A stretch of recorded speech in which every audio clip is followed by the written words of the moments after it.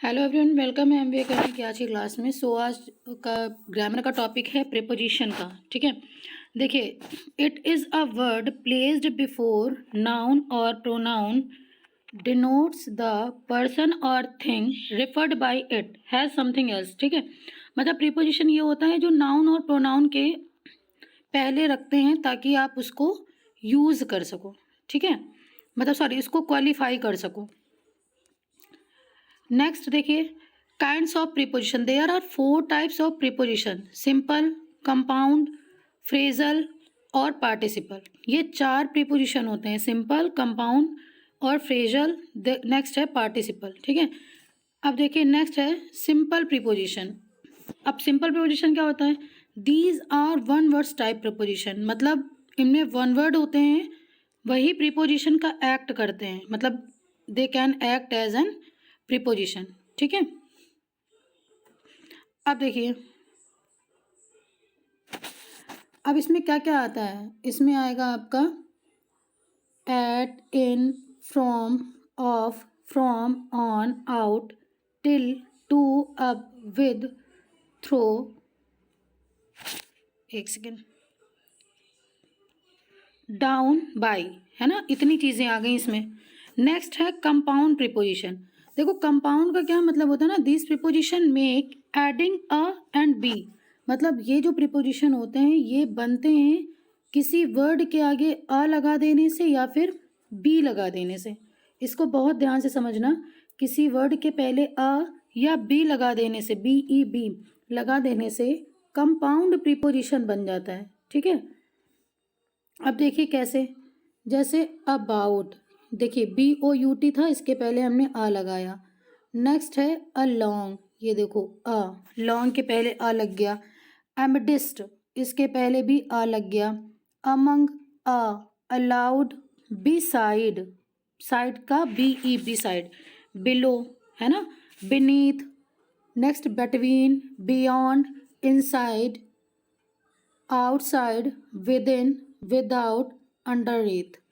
ये अंडरनीथ थोड़ा सा नया वर्ड आपको लग रहा होगा, but don't worry, I will clear you. ठीक है, नेक्स्ट देखो, नेक्स्ट है फ्रेजल प्रीपोजिशन। अब फ्रेजल प्रीपोजिशन क्या है?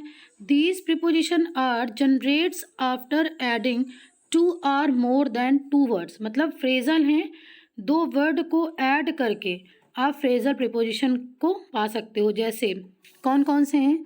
अलॉन्ग विद, अलॉन्ग विद है, देखो अलॉन्ग और विद 2 लग गए, है ना। फिर है because of, bye means of,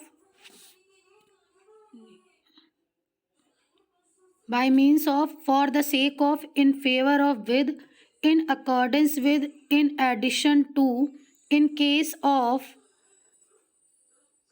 in case of,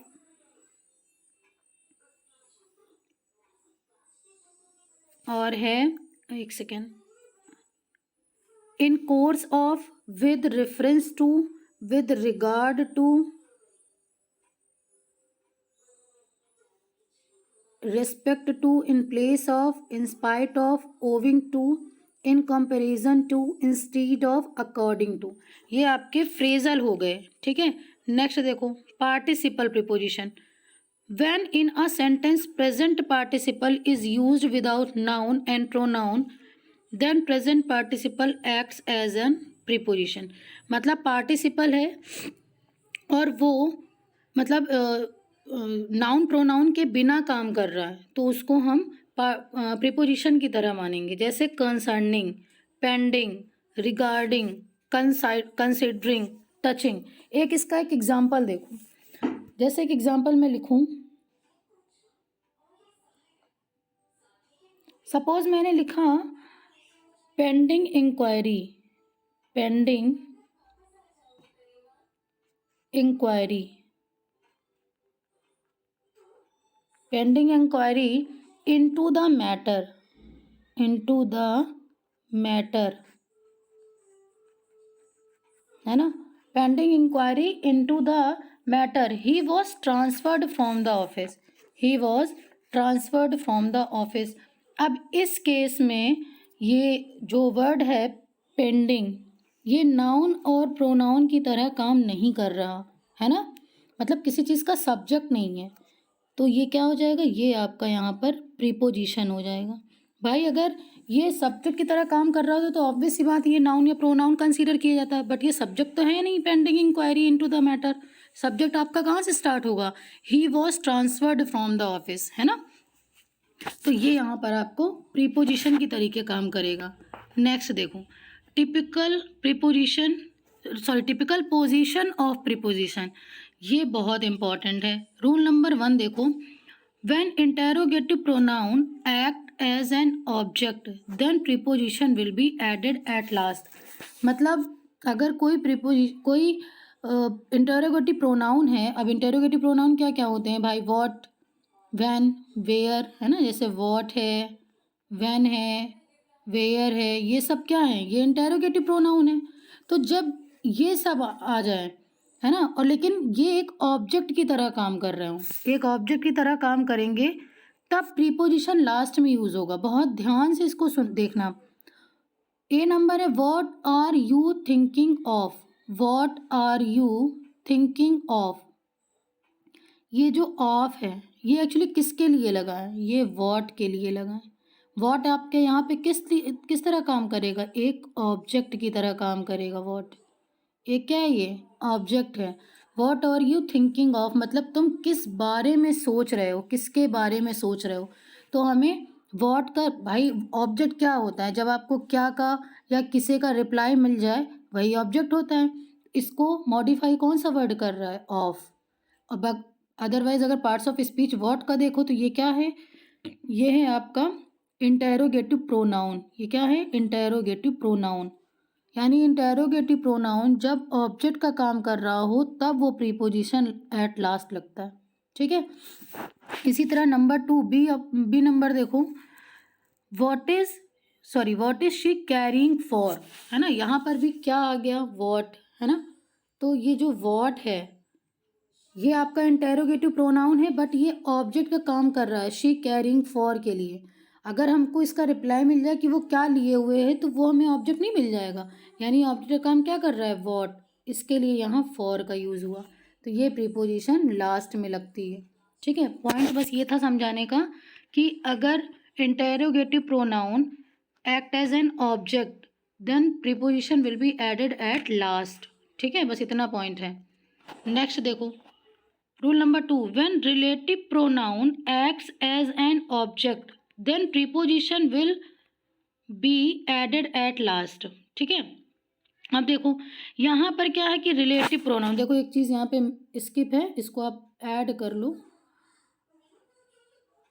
ये जो रिलेटिव प्रोनाउन यहाँ पर दैट, रिलेटिव प्रोनाउन दैट की बात की जा रही है कि जब रिलेटिव प्रोनाउन दैट एक ऑब्जेक्ट की तरह काम करे तब भी प्रीपोजिशन लास्ट में लगता है। अब देखो, this is the dish that, अब डिश को रिलेट कर रहे हैं ना, शी इज फॉन्ड ऑफ, जिसकी वो शौकीन है, तो ये ऑफ लगा, यानी कि दैट यहाँ पे क्या है, रिलेटिव प्रोनाउन है और ये एक ऑब्जेक्ट की तरह काम कर रहा है। कैसे, दिस इज द डिश, ये कौन सी डिश है, कौन का रिप्लाई क्या मिला कि जिसकी वो शौकीन है, तो यहाँ पे रिलेटिव प्रोनाउन कैसा काम कर रहा है, ऑब्जेक्ट की तरह काम कर रहा है। नेक्स्ट देखो, here is the girl, miss हो गया, यहाँ पे है here is the girl that I told you of, जिसके बारे में मैंने तुम्हें बताया था। Here is the girl that I told you of, तो ये ऑफ प्रीपोजिशन हो गया, और ये दैट रिलेटिव प्रोनाउन है बट ऑब्जेक्ट का काम भी कर रहा है। कैसे, हियर इज द गर्ल, कैसी गर्ल, कौन सी गर्ल, इसका रिप्लाई मिलेगा दैट के बाद आई टोल्ड यू ऑफ, जिसके बारे में मैंने तुम्हें बताया था। दैट का पार्ट्स ऑफ स्पीच हो गया रिलेटिव प्रोनाउन। अब चूंकि ये इसको मॉडिफाई कर रहा है तो ये एक ऑब्जेक्ट की तरह काम कर रहा है। इस केस में जब प्रीपोजिशन यूज होगा तो लास्ट में यूज होगा, ठीक है। Next rule, rule number 3, when an infinitive acts as an object then preposition will be added after infinitive. ये बहुत ध्यान देने वाली चीज़ है भाई कि जब भी कोई इन्फिनेटिव एक ऑब्जेक्ट की तरीके काम करेगा तब प्रीपोजिशन उस इन्फिनेटिव के बाद लगेगा। ध्यान से देखो, this is a good hotel to stay out, this is a good hotel to stay out, यानी ये टू स्टे, ये क्या हो गया, ये टू इन्फिनेटिव हो गया ना, ये टू स्टे क्या हो गया, इन्फिनेटिव। अब चूंकि ये इन्फिनेटिव है तो हमें प्रीपोजिशन लगाना पड़ेगा होटल के लिए, तो ये लास्ट में लगेगा। This is a good hotel to stay at. Next देखो, I need a pencil to write with, यहाँ पर ये जो टू राइट है ये क्या हो जाएगा, इन्फिनेटिव। और अगर ये इन्फिनेटिव है, पेंसिल के मतलब पेंसिल से लिखना है, अब हमें प्रीपोजिशन की नीड है, तो ये प्रीपोजिशन कहाँ लगेगा, लास्ट में लगेगा, विद। हाँ, बस ये आपको पता कर होना चाहिए कि किस ऑब्जेक्ट के साथ कौन सा प्रीपोजिशन लगता है। प्रीपोजिशन की क्लास बहुत लंबी होने वाली है बिकॉज बहुत लेंदी टॉपिक है, सो डोंट बी पैनिक, मैं सब कुछ बताऊंगी आपको, ठीक है। नेक्स्ट देखो, rule number 4, there are some preposition which are added, which are, एक second, there are some preposition which are added at the starting of sentence. भाई कुछ प्रीपोजिशन होते हैं ना जो स्टार्टिंग सेंटेंस के स्टार्टिंग में ही ऐड हो जाते हैं। एग्जाम्पल देखो, by which train, by which train did you come, for हुम वॉज इंस्ट्रक्शन गिवन, है ना। तो ये देखो, तुम किस ट्रेन से आए हो, मतलब किसी के द्वारा आए हो, ट्रेन के द्वारा आए हो, तो हमें यहाँ पे बाय लगाना है। सिर्फ विच ट्रेन डिड यू कम ये गलत हो जाएगा, कौन सी ट्रेन तुम आए हो, सेंटेंस ही नहीं बन रहा। किस ट्रेन के द्वारा तुम आए हो, तो हमें यहाँ प्रीपोजिशन लगाना है, by which train did you come, for हुम वॉज इंस्ट्रक्शन गिवन, किसके लिए इंस्ट्रक्शन दिए गए हैं, है ना। तो यहाँ पे फॉर लगेगा स्टार्टिंग में। देखो एक बार की क्लास से तो नहीं समझ में आने वाला जब तक आप इसको 2-3 बार ठीक से वॉच नहीं करोगे, ठीक है। नेक्स्ट देखो, सम इम्पॉर्टेंट प्रीपोजिशन, ये यहाँ से बहुत इम्पॉर्टेंट चीज़ें हैं, बस इसको ध्यान से पढ़ते चले जाओ, ठीक है। देखिए सबसे पहले आपका आया एट, इन, ऑन। ये जो एट, इन, ऑन है, ये प्रीपोजिशन का यूज़ हम टाइम के रिगार्डिंग अभी पढ़ रहे हैं, सिर्फ टाइम के रिगार्डिंग, ठीक है। देखना, एक सेकेंड,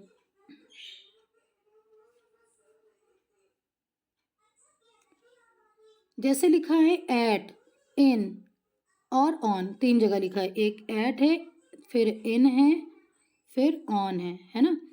तो पहला है प्रिसाइज टाइम और डेट्स। इन का यूज़ कहाँ होगा, मंथ्स, ईयर, सेंचुरीज या फिर लॉन्ग पीरियड्स। ऑन का यूज़ कहाँ होगा, डेज, ठीक है। तो एट का यूज़ हुआ प्रिसाइज टाइम और डेट्स के लिए, इन का यूज़ हुआ मंथ्स, ईयर, सेंचुरीज और लॉन्ग पीरियड्स के सेंस में, और ऑन का यूज़ होगा डेज के सेंस में, ठीक है। अब देखो पहला देखो, एट 3 o'clock, है ना, एट 10:30 AM, मेरा मतलब अगर क्लॉक आ रहा है टाइम के साथ, डिसाइडेड टाइम है तो 3, फिर एट 10:30 AM। इसके बाद देखो at noon, at dinner time, at bed time, at sunrise, at sunset, at the moment. इस तरह के केस में हम एट यूज़ करेंगे। नेक्स्ट है भाई, लॉन्ग पीरियड्स और मंथ्स में इन लगता है। अब एट में आप नहीं लगाओगे, आप क्या लगाओगे, इन में, इन समर, इन 1990 यानी ईयर, इन द 1990s यानी long period, in the next century और इन द आइस एज, ठीक है। इसके बाद देखो आ जाएगा डेज। अब डे की, जैसे कोई डिसाइडेड डे है या कोई स्पेसिफिक डे है, वहाँ पर हम ऑन का यूज़ करेंगे, है ना। कैसे, on Sunday, on 6 March, on 25 January 1990, on Christmas day, on independence day, on my birthday. मतलब अगर अपनी बर्थडे पे भी किसी को बुलाना है तो आपको वहाँ पे क्या लगाना है, ऑन का यूज़ करना है, ठीक। On new years day, in the past और फ्यूचर, मतलब पास्ट और फ्यूचर के लिए भी अगर आप कुछ बोल रहे हो तो आपको वहाँ पे इन का यूज़ करना है, ठीक। एक चीज़ याद रख लो कि विद, लास्ट, नेक्स्ट, एवरी, इन सब के साथ प्रीपोजिशन नहीं यूज़ करोगे। Example, I went to Mexico last में, ये देखो मैक्सिको और लास्ट के बीच में स्पेस नहीं है तो इसको करेक्ट कर लेना। I went to Mexico last में, ये जो लास्ट आ गया ना, अब इसके पहले कोई प्रीपोजिशन नहीं लगेगा। We will call you this evening, we will call you this evening, यहाँ जो ये दिस आ गया इसके पहले अब कोई प्रीपोजिशन ऐड नहीं होगा, ज़रूरत नहीं है इसकी। अब नेक्स्ट रूल देखो, इट्स वेरी इंपॉर्टेंट, ठीक है। पार्ट्स ऑफ द डे, ये जो पार्ट्स ऑफ द डे है ना, एक्चुअली ये बहुत इंपॉर्टेंट है। ये इस रिगार्डिंग भी इम्पॉर्टेंट है कि आप मतलब आपने अभी ऊपर पढ़ा कि डे के साथ हमेशा आपने इन का यूज़ किया, नून था तो हमने एट लगा दिया, मॉर्निंग था तो इन लगा दिया, बट एक्चुअली बेटा इसके भी अलग अलग रूल्स हैं, ठीक। पहला देखो, पहले नंबर पे है डॉन, सनराइज, डे ब्रेक, इसके साथ ऐट लगेगा। दिन के कुछ पार्ट हैं जो एक डिसाइडेड टाइम देते हैं, मतलब वो डिसाइडेड होते हैं कि भाई एकदम फिक्स टाइम है। डॉन और सनराइज, डे ब्रेक का मतलब क्या होता है, सूर्य उदय का मतलब सूर्य के जस्ट पहले, जैसे 4 बजे का समय, ये डॉन टाइम होता है ना, प्रातः काल, जब दिन टूटता है। डे ब्रेक का मतलब वो जब दिन स्टार्ट होता है, ठीक, वहाँ पर आपको ऐट लगाना है, ठीक। नेक्स्ट, अगर मॉर्निंग आ जाए, सिर्फ मॉर्निंग, तो वहाँ पर आपको इन लगाना है। क्यों? क्योंकि मॉर्निंग का जो टाइम होता है ना वो मॉर्निंग 6 o'clock से लेकर 12 o'clock तक होता है। वो सुबह कोई भी समय हो सकता है, 7 बज सकता है, 8 बज सकता है, तो मॉर्निंग के सेंस में आपको इन लगाना है। नेक्स्ट आ गया नून। भाई साहब जो नून होता है ना, एक्चुअली ये एग्जैक्ट 12 बजे का समय होता है नून, इसलिए यहाँ पर एट का यूज़ करते हैं बिकॉज इट्स डिसाइडेड, ये एक डिसाइडेड टाइम है इसलिए यहाँ पर एट लगेगा, ठीक है। नेक्स्ट देखो, आफ्टरनून, आफ्टरनून का मतलब क्या हो गया, दोपहर के बाद। देखिए इसके बाद आता है आफ्टरनून, आफ्टरनून मतलब दोपहर के बाद का समय होता है, तो आप किसी भी टाइम को कंसीडर कर सकते हैं, ये डिसाइडेड नहीं होता, दैट्स वाई यहाँ पे इन यूज़ होगा। इवनिंग, ये भी टाइम डिसाइड नहीं होता है, इन यूज़ होगा। डस्क, सनसाइड, ट्विलाइट, यहाँ पर एट लगता है। क्यों? क्योंकि जो डस्क और सनसाइड ट्विलाइट का मतलब होता है जब शाम ढलती, एग्जैक्ट सूर्यास्त का समय, वो जो एक एग्जैक्ट टाइम होता है, एग्जैक्ट टाइम होता है ना, तब यहाँ एट लगेगा। नटशल आप ये समझ लो कि जो समय, जो क्लॉक डिसाइड होता है वहाँ एट लगता है, जो डिसाइडेड नहीं होता, लगभग 3 से 4 घंटे का टाइम होता है, वहाँ इन लगता है। नेक्स्ट आ जाओ नाइट पे, ये बहुत इंपॉर्टेंट है नाइट को समझना। अब इसको ध्यान से समझना। देखो नाइट जब स्पेसिफिक हो, नाइट क्या हो, जब स्पेसिफिक हो, है ना, स्पेसिफिक मतलब विशेष, स्पेशल, तब वहाँ आपको इन लगाना है। जब आपकी वो नाइट का काम डेली वाला हो तब आपको तब वहाँ आपको एट का यूज़ करना है, ठीक है, ये है, तब आपको वहाँ एट का यूज़ करना है। अब ये कैसे आप समझोगे, ध्यान से देखना इसको। और हाँ एक चीज़ और, मिड नाइट का सेंस आएगा तब आपको एट लगाना है, जब मिड नाइट का सेंस आए तब एट लगाना है। मिड नाइट वही रात के 12 बजे वाला टाइम है ना। पहला एग्जाम्पल है आई स्लीप लेट नाइट, मैं रात में लेट सोता हूँ, तो ये आपकी डेली की एक्टिविटी हो गई, कोई स्पेशल नहीं है, ये डेली की एक्टिविटी है, सो यहाँ एट लग जाएगा, ठीक है। क्योंकि जब डेली की, भाई प्रेजेंट इंडेफिनिट में जा रहा है, प्रेजेंट इंडेफिनिट वही होता है जब वो डेली का काम होता है ना। नेक्स्ट देखो, नेक्स्ट है वी सी द स्टार्स, तो ये भी स्पेशल नहीं है, नॉर्मल है कि हम भाई रोज रात में तारे देखते हैं, सो एट लग जाएगा। नेक्स्ट है the party is, the party is in night, ये पार्टी रोज नहीं होती हैं, कभी कभी होती है, ये एक स्पेसिफिक टाइम हो गया, स्पेसिफिक रात हो गई, तो यहाँ पर इन का यूज़ हुआ। नाइट के सेंस में ये चीज़ें ज़रूरी हैं कि जो चीज़ डेली रात की एज यूजुअल है, डिसाइडेड है, वहाँ आप एट लगाओगे, जो स्पेसिफिक है वहाँ आपको इन लगाना है, ठीक है। अब नेक्स्ट कंसेप्ट देखो, फेस्टिवल के सेंस में, ये बहुत इंपॉर्टेंट है भाई। देखो पहला सेंटेंस है ही विल कम, ही विल कम, अब यहाँ पर आपको एट लगाना है या ऑन लगाना है, दो चीज़ों में। एक्चुअली जो होली है ये एक डिसाइडेड त्यौहार है कि भाई उसको होली में आना है ना, उसको होली में आना है, जब डिसाइडेड है तो यहाँ एट लगेगा, ठीक। He will come at Holi. Next sentence है he come the occasion of Holi. Holi के ओकेजन पे आया है, होली वाले दिन नहीं आ रहा है ना, उसके त्यौहार पे आ रहा, वो 4 दिन पहले भी आ सकता है, 10 डेज पहले भी आ सकता है, यहाँ पर ऑन लगेगा। और नटशल समझ लो कि ओकेजन के पहले ऑन प्रीपोजिशन डिसाइडेड भी होता है, ठीक है। नेक्स्ट है ही विल कम द इव ऑफ द होली, यानी वो होली की शाम को आया। द इव ऑफ द होली का मतलब होता है ये नहीं कि जिस दिन होली हुई उसकी, इव का ये मतलब नहीं होता है कि उसी शाम को, जैसे मैं बोलूँ कि इव ऑफ 1 जैन, तो इव ऑफ 1 जैन का मतलब 1 जनवरी की शाम नहीं, 31 की इवनिंग, उसको बोलते हैं इव ऑफ। तो होली की शाम को आना है, होली के 1 दिन पहले आना है, लास्ट इवनिंग आना है, सो यहाँ पर ऑन लगेगा। ये होता है फेस्टिवल के सेंस में ऑन और एट का यूज़, ठीक है। सो आज की क्लास में प्रीपोजिशन से रिलेटेड सारी चीज़ें आपने पढ़ ली आई थिंक। अब ये जो यूजेस हैं एक्चुअली ये आपको कल की क्लास में मैं अपलोड करके दूंगी, ठीक है। और पॉसिबल हुआ तो लाइव क्लास कल कंडक्ट होगी, अदरवाइज़ फिर ऐसे ही वीडियो आपको मिलेगा। अगर इसमें कोई किसी को डाउट हो तो एक बार कमेंट सेक्शन में लिख कर ज़रूर भेज देना कि एट इन ऑन टाइम के रिगार्डिंग, सिर्फ टाइम वाला आज कंसेप्ट पढ़ाया गया है, टाइम के रिगार्डिंग कोई डाउट हो तो please ask me, okay. If you like this video please do like, subscribe and share. Thank you for watching this video. Have a nice day.